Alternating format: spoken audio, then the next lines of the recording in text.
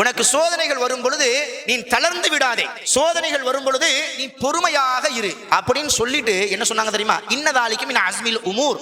சோதனை வரும் பொழுது உறுதியா இருக்கிறாங்கல்ல, இது சாதாரணமான விஷயம்லாம் கிடையாது, எல்லாராலையும்லாம் இருக்க முடியாது, இது மிகப்பெரிய ஒரு காரியம்.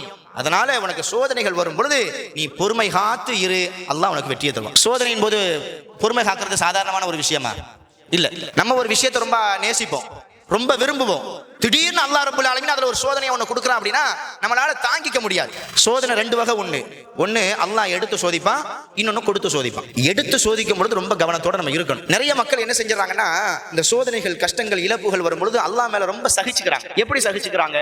நம்ம சரியா தானே இருக்கிறோம், தொழுகிறோம், பொய் சொல்ல மாட்டேங்கிறோம், யாரையும் ஏமாற்ற மாட்டேங்கிறோம், கரெக்டா ஏகத்துவத்தின் அடிப்படையில் இருக்கிறோம், குர்ஆன் சொன்னாதான் என்னுடைய உயிர் மூச்சு அப்படின்ற மாதிரி நம்ம ஓரளவு நம்ம வாழ்ந்துகிட்டு இருக்கிறோம். இப்படியெல்லாம் கரெக்டா இருக்கும் பொழுது அல்லாஹ் நமக்கு அடிக்கு மேல அடி, சோதனைக்கு மேல சோதனை, இழப்புகளுக்கு மேல இழப்புகள் தந்துகிட்டே இருக்கிறானே, என்னத்தை வணங்கி என்னத்தை சரியா இருந்து அப்படின்ற மாதிரி ஒரு எண்ணங்கள் சில சமயங்கள்ல நமக்கு வரது உண்டு.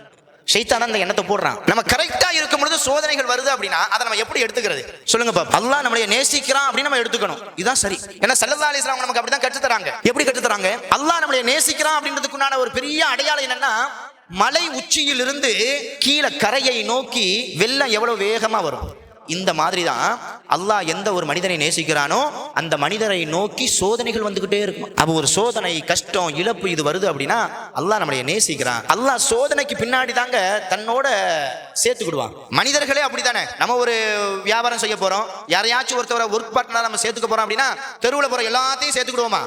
அவர் யாரு, எப்படிப்பட்டவர், அவருடைய சொல் எப்படி, செயல் எப்படி, பழகிறதுக்கு சரியான ஒரு ஆளா, நம்ம இருந்தாலும் இல்லாட்டாலும் நாணயமா நடந்துக்குவாரா அப்படின்ற மாதிரி நம்ம எல்லாத்தையும் யோசிக்கிறோம்ல. சாதாரண மனிதர்களாகிய நாமே நம்மோடு ஒரு பார்ட்னரை, ஒரு நண்பரை நம்ம தேர்ந்தெடுக்கணும், பக்கத்துல வச்சுக்கணும் அப்படின்னா எவ்வளவு சோதனை பண்றோம். ரப்புல் ஆலமீன் சாதாரணமானவனா இல்ல. ரப்புல் ஆலமீன் மனிதர்கள்ல இருந்து சில பேரை தன்னுடைய உற்ற தோழனாக, நண்பனாக எடுத்துக் கொள்கிறான். அதுக்கு அல்லாஹ் வைக்கக்கூடிய விஷயமே பரீட்சை என்ன? சோதனை தான். சோதனையை கொடுப்பான். அந்த சோதனையை கொடுக்கும் பொழுது பொறுமை காக்க வேண்டும். அந்த சோதனைகள், இழப்புகள் வரும் பொழுது அல்லாஹ் என்னைய கைவிட மாட்டான் அப்படின்ற நம்பிக்கை வைக்கணும்.